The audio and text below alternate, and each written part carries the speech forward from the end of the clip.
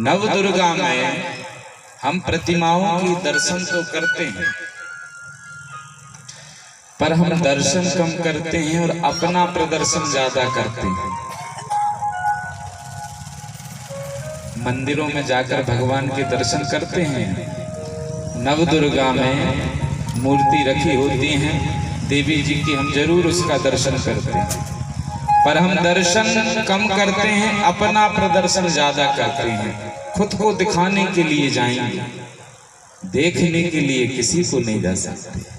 कुछ लोग कथा में इसी तरह आते हैं, खुद को दिखाने के लिए कि लोग हमें देखें। बड़े अब खैर हटाओ, बहुत लोग, सब तो नहीं, पर कुछ लोग खुद को दिखाने के लिए ही आते हैं, देखने कम आते हैं। अब सुना तो यहां नहीं सकते, क्योंकि सुना तो मैं रहा हूं। अगर कहीं मैं नहीं सुनाता तो लोग सुनाने के लिए भी आते, सुनाने के लिए भी आ जाते, तो हमारी दर्शन की क्षमता कम हो गई। दर्शन, अब हम दर्शन हमारे हृदय में रहा नहीं। हम जरूर दर्शन करने जाते हैं, पर हम अपना प्रदर्शन ज्यादा करते हैं। मंदिरों में जाएंगे बड़े बन ठन के, बड़े भगवान को देखने में खुद को दिखाने जाते हैं। ये बिल्कुल सच है। अब पर मैं ऐसा भी नहीं कह रहा कि आप सब फटे कपड़े पहनकर आ जाओ और चली जाओ, इसका ये अर्थ नहीं है। एक सम्यक दृष्टि, सम्यक दृष्टि होना चाहिए।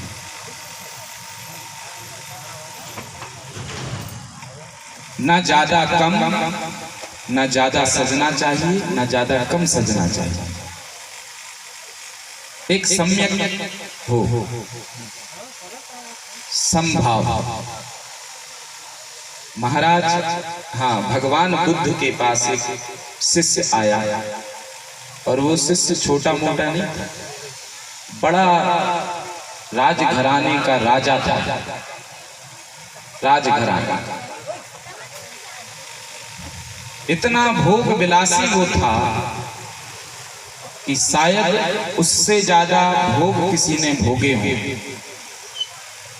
इतना विषयासक्त था, क्योंकि राजा था, कोई कमी नहीं थी उसकी। भगवान बुद्ध के पास आया तो सब कुछ त्याग दिया, अपना राजमहल, अपने राजघराने का त्याग कर दिया, और आ गया बुद्ध की शरण में। दीक्षा ले लिया सन्यासी की। सन्यास लेने के बाद उसने इतना त्याग किया, इतना त्याग किया कि उसकी कुछ सीमा ना रही। यूं तो बुद्ध के बहुत शिष्य थे, पर सब में सम्यक त्याग था। भोजन करते थे एक समय, पर वो दोनों समय भोजन ना करे, इतना बड़ा त्यागी बन गए दोनों समय। चरण पादुका पहनकर बुद्ध का कोई भी शिष्य नहीं चलता था, ऐसे ही नग्न पैरों से वो चलते थे बुद्ध के शिष्य। पर वो जो राजा था, जो अभी शिष्य बना था, वो तो और उनसे ज्यादा त्यागी निकला। वो तो कांटों पर चलने लगा। बोले मुझे मार्ग में नहीं चलना, मैं अब कांटों में चलूंगा। इतना त्याग, इतना त्याग, इतना त्याग कि उस जैसा कोई त्यागी नहीं हुआ। और एक दिन हुआ क्या, उसका शरीर सूख कर जर्जर हो गया, क्योंकि भोजन भी नहीं करता था, चलता था। तो सब चलते थे मार्ग में, पर वो चलता था कांटों में, कि मैं बड़ा त्यागी, मैं बड़ा त्यागी। एक दिन बुद्ध ने देखा और कहा उससे, श्रवण, उसका नाम श्रवण था, कि श्रवण ये बताओ, मैंने सुना है तुम वीणा बहुत बजाते हो, बहुत अच्छी बजाते हो। बोले हाँ भगवान, मैं बहुत अच्छी वीणा बजाता हूँ, और मेरे जैसा वीणा बजाने वाला शायद ही कोई हो। लोग मेरी तारीफ किया करते थे, मैं बहुत सुंदर वीणा बजाता हूँ। भगवान बुद्ध ने कहा कि अच्छा ये बताओ वीणा में तार होते हैं? बोले हाँ प्रभु, वीणा में तार होते हैं और तारों से ही वीणा बजाई जाती है। अच्छा, तो श्रवण ये बताओ कि अगर वीणा के तार ढीले होंगे तो क्या उनमें संगीत पैदा होगा? बोले प्रभु, ढीले तारों में कैसे संगीत पैदा हो सकता है? वीणा के ढीले तारों पर संगीत पैदा नहीं हो सकता। अच्छा, ध्वनि ही नहीं निकलेगी। भगवान बुद्ध ने कहा अच्छा श्रवण ये बताओ कि वीणा के तार अगर ज्यादा कसे हों, ज्यादा तने हों, ज्यादा कसे हों, अधिक तनाव में हो, तो क्या वीणा से स्वर निकलेगा, संगीत निकलेगा? बोले ना प्रभु, अगर वीणा के तार बहुत ज्यादा कसे होंगे तो उन तारों को जैसे छुएंगे तो तार टूट जाएंगे, तार टूट जाएंगे। भगवान बुद्ध ने कहा तो श्रवण ये बताओ कि फिर वीणा में संगीत कैसे पैदा होगा? तब उसने कहा कि प्रभु, ना तो ज्यादा कसे हों तार, ना ही ज्यादा ढीले हों, ना ज्यादा ढीले हों ना ज्यादा कसे हों, सम्यक हो। तब भगवान बुद्ध ने कहा, यही मैं तुझसे कहना चाहता हूँ, तूने अपने तार इतने कस लिए हैं, तू इतना त्यागी बन गया है कि तू सब मार्ग पर चलते हैं, तू कांटों पर चलता है। सब एक समय भोजन करते हैं, तू दोनों समय भोजन नहीं करता, तूने भोजन ही त्याग कर दिया। इतना त्याग ठीक नहीं, इतना त्याग भी ठीक नहीं। इसलिए कहता हूं कि प्रदर्शन, अधिक ज्यादा प्रदर्शन ठीक नहीं, सम्यक हो। और मैं ये भी नहीं कहता कि आप बिल्कुल सजो धजो ना, बिल्कुल ऐसे ही रहो, तो वो भी नहीं। एक सम्यक दृष्टि होना चाहिए, सम्यक।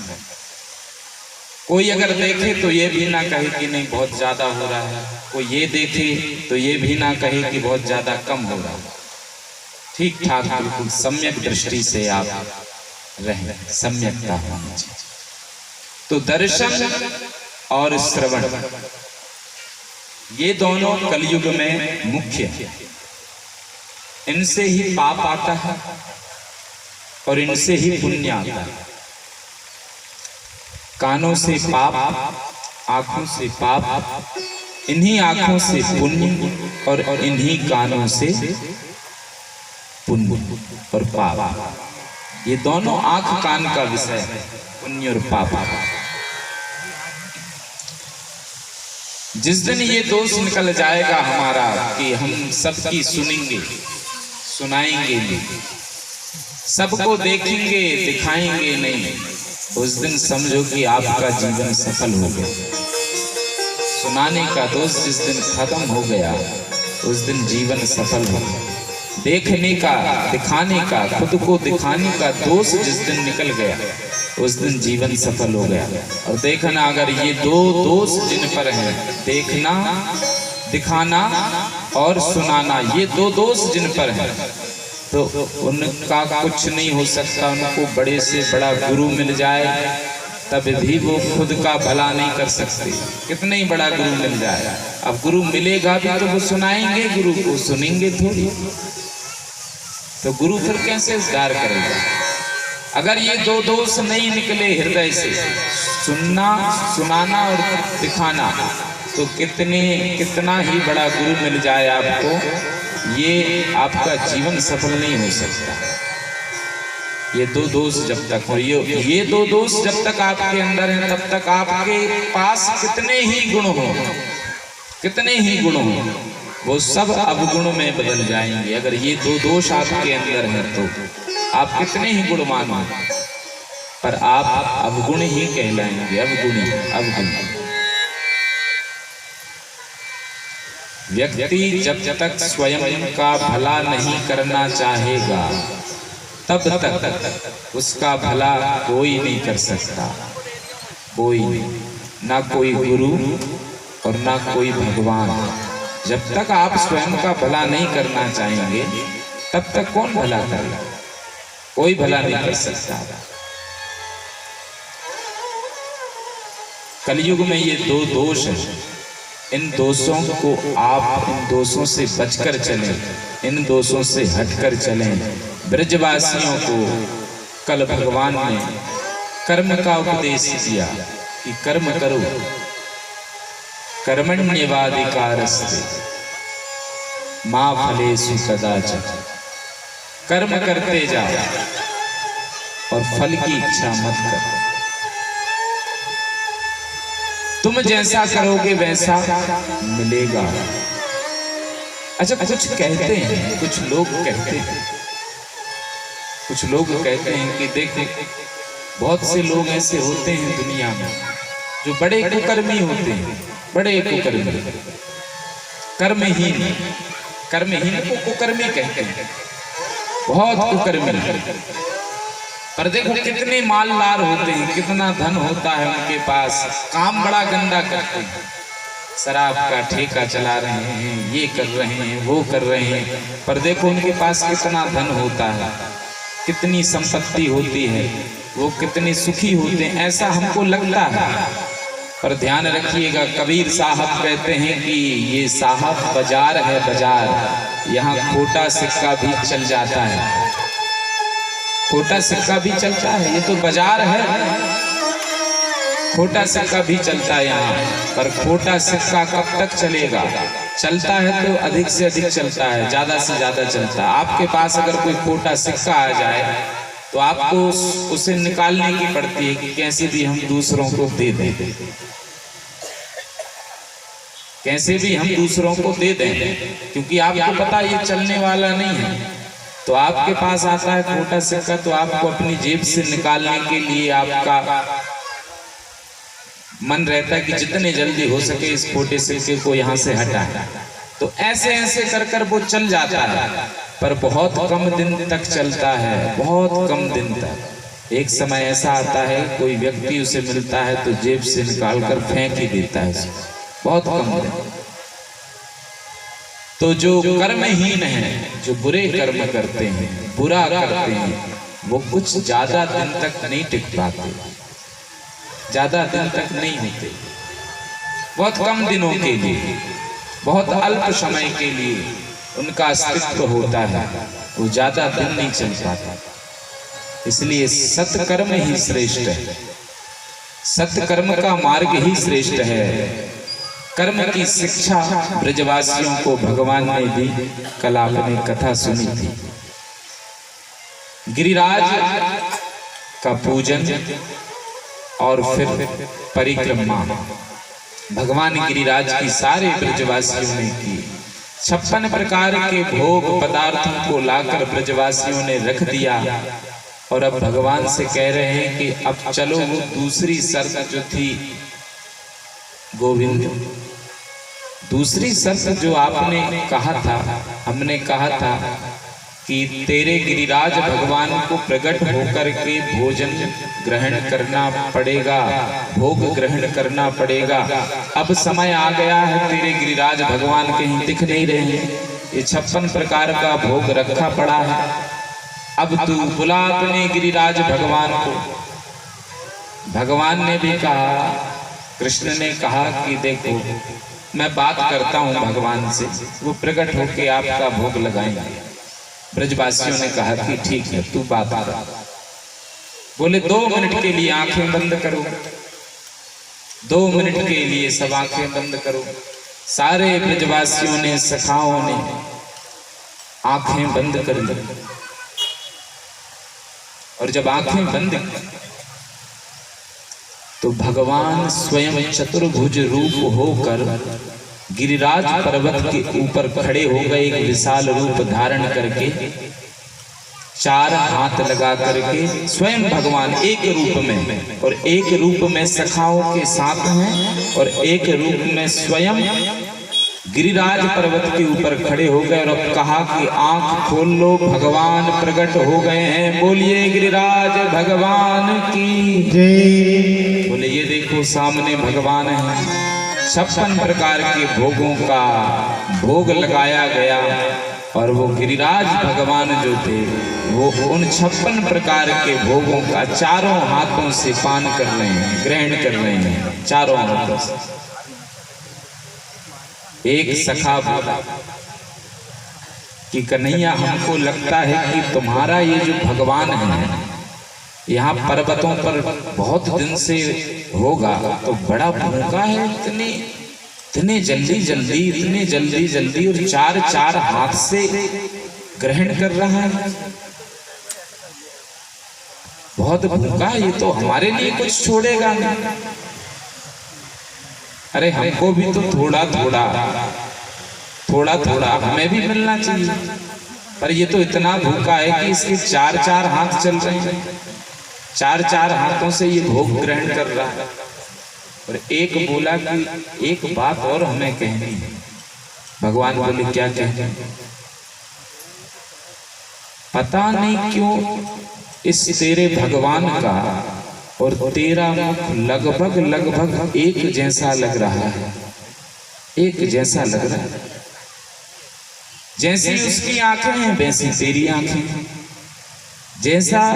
जैसी ओंठ उसकी है वैसी ओंठ तेरी है, बिल्कुल तेरे जैसा लग रहा है। भगवान बोले कि अब मेरे जैसा लग रहा है तो इसमें मेरी क्या गलती, पर वो मैं नहीं हूं, इस धोखे में मत रहना, वो मैं नहीं हूं। तो वो सखा बोला कि हम कौन कह रहे हैं कि वो तू है, तू कहाँ का भगवान ठहरा,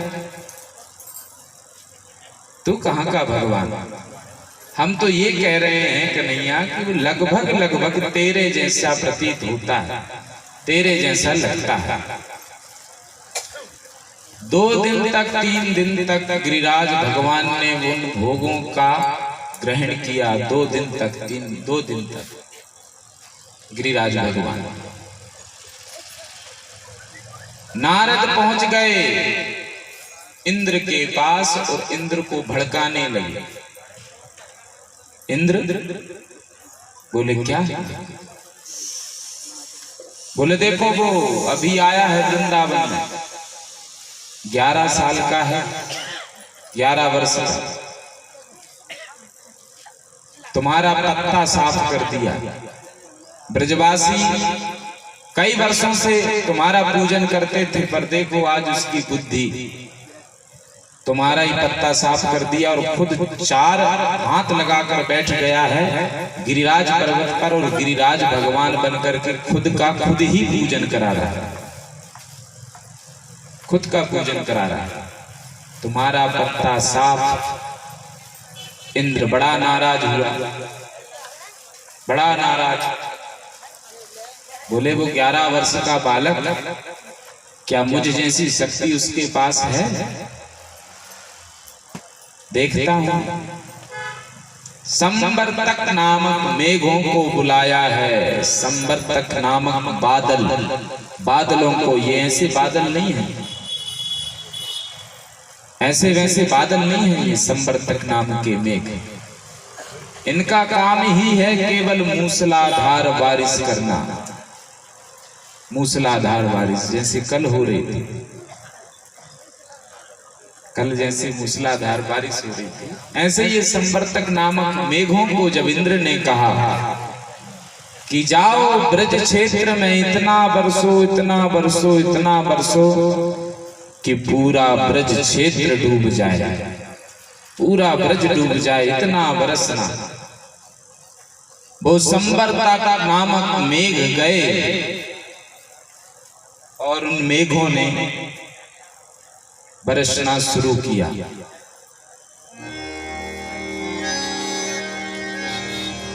इतना बरसे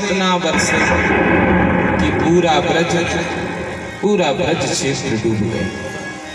जोरदार बिजली की चमक के साथ, गर्जना के साथ जब उनका बरसना प्रारंभ हुआ तो इतना बरसे, पानी ही पानी, जल ही जल, चारों तरफ जहां देखो वहां जल, जहां देखो वहां जल।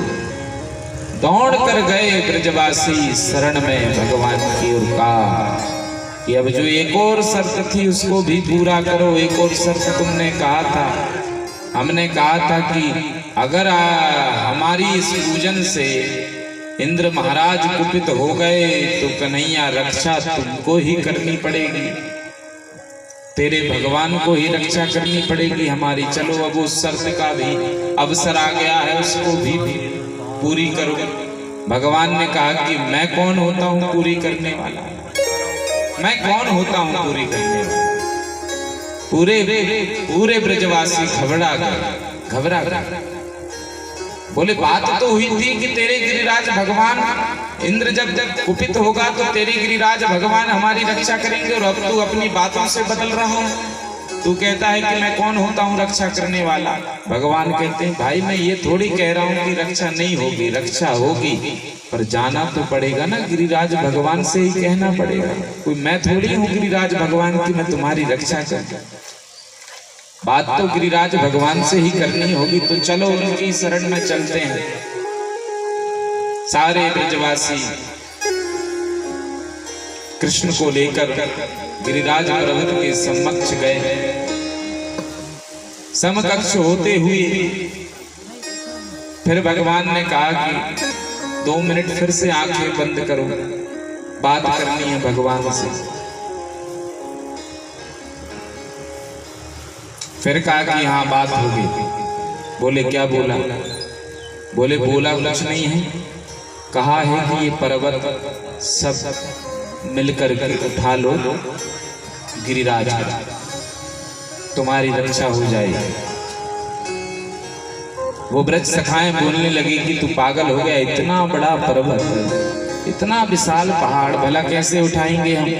अरे बोलो उठाओ तो सही, बोला है तो जरूर शक्ति भी दिए होंगे।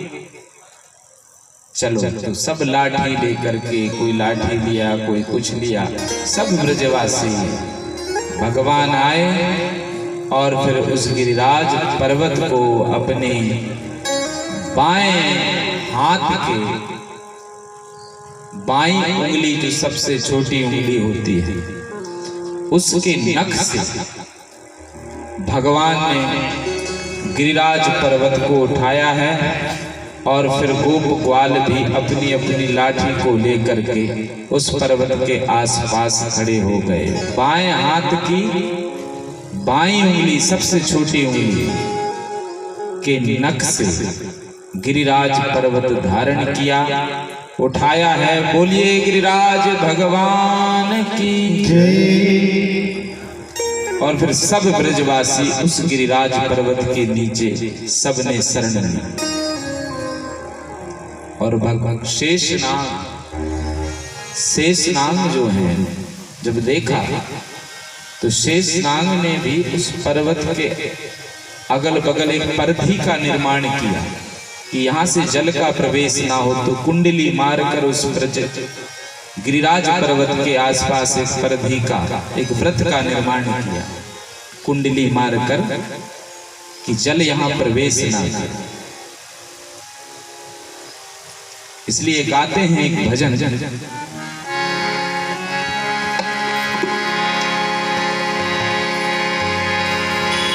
नख पे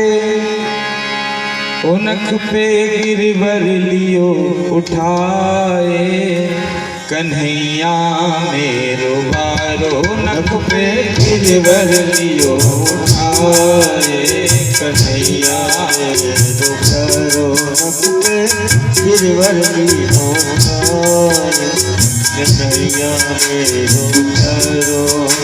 कन्हैया मेरो बारो, कन्हैया मेरो बारो। कन्हैया मेरो बारो, कन्हैया मेरो बारो। नख पे गिरवर लियो उठाए, कन्हैया मेरो बारो। नख पे गिरवर लियो उठाए, कन्हैया मेरो बारो। नख पे गिरवर लियो उठाए, कन्हैया मेरो बारो।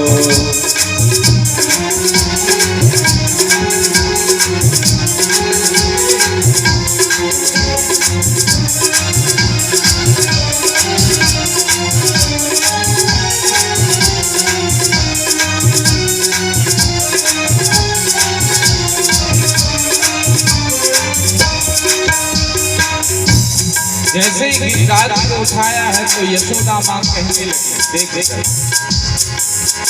यूं कहे यशोदा मैया नित जोर लगा मेरे भैया, यूं कहे यशोदा मैया नित जोर लगा मेरे भैया। यशोदा कहती है कि थोड़ी ताकत लगा कन्हैया,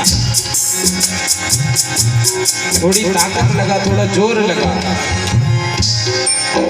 यूं कहे यशोदा मैया नित जोर लगा मेरे भैया, यूं कहे यशोदा मैया नित जोर लगा मेरे भैया। गिरवर में बोझ अपार कन्हैया तेरो मारो, नख पे गिरवर लीनो भार कन्हैया तेरो मारो, नख पे गिरवर लीनो धारे कन्हैया तेरो मारो, नख पे गिरवर लीनो धारे कन्हैया तेरो मारो।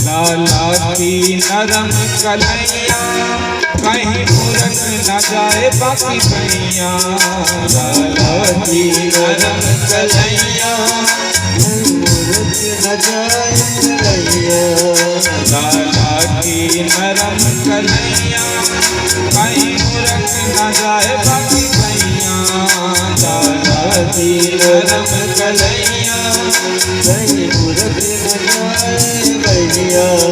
कैसे झेले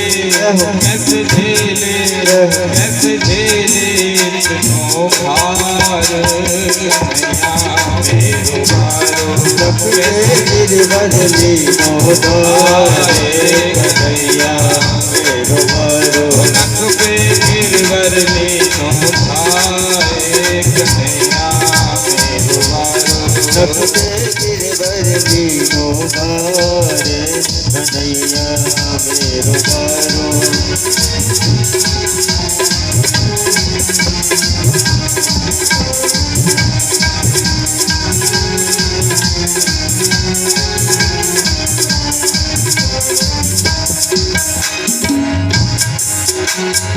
जब इंद्र को पता चला जब वो कुपित हुआ तो अगली पंक्ति में जब कोप इंद्र ने कीन्हो नख गोवर्धन धर लीन्हो, जब कोप इंद्र ने कीन्हो नख गोवर्धन धर लीन्हो, जब कोप इंद्र ने कीन्हो नख गोवर्धन धर लीन्हो, जब कोप इंद्र ने कीन्हो नख गोवर्धन धर लीन्हो।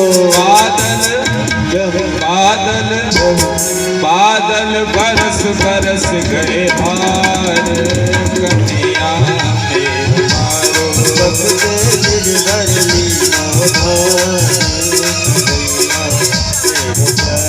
नख पे गिरवर लीनो धारे कन्हैया मेरो मारो, गिरवर लीनो धारे नख पे गिरवर लीनो धारे कन्हैया मेरो मारो, गिरवर लीनो धारे कन्हैया मेरो मारो, कन्हैया मेरो मारो, कन्हैया मेरो मारो, कन्हैया मेरो मारो, ओ नख पे गिरवर लीनो धारे कन्हैया मेरो मारो, कन्हैया मेरो वालो, कन्हैया मेरो वालो, कन्हैया मेरो वालो। बोलिए गिरिराज भगवान की जय। 7 दिन 7 रात्रि श्री भगवान ने, ठाकुर जी ने नख पर अपने गिरिराज पर्वत, उस विशाल पर्वत को उठाकर रखा। 7 दिन और 7 रात्रि तक। एक सखा बोला कि कुछ देर के लिए हाथ नीचे कर ले, 2 दिन से रखा एक हाथ उठाकर। बोले ना ना, बोले अब नीचे क्या करना, चलने दो, रखा हूं तो रखा हूं। बोले नहीं, थोड़ी देर के लिए, थोड़ी देर के लिए आराम तो कर ले, थोड़ी देर। एक सखा, हम तो हैं, ये हमारी लाठियां हैं, कितने सखाए हैं, सबने लाठी लगा कर रखी, थोड़ी देर के लिए तू आराम कर। भगवान ने कहा ठीक है, करते हैं नीचे। सबने लाठी लगाया हुआ था और जरा सी अपनी एक उंगली को जिस पर रखा था गिरिराज पर कम किया, उंगली को नीचे किया तो चट चट करके पूरी लकड़ियां टूटने लगी और सब घबरा गए। बोले बचा बचा, फिर से हाथ ऊपर करते। फिर भगवान ने हाथ को ऊपर किया, बोले कन्हैया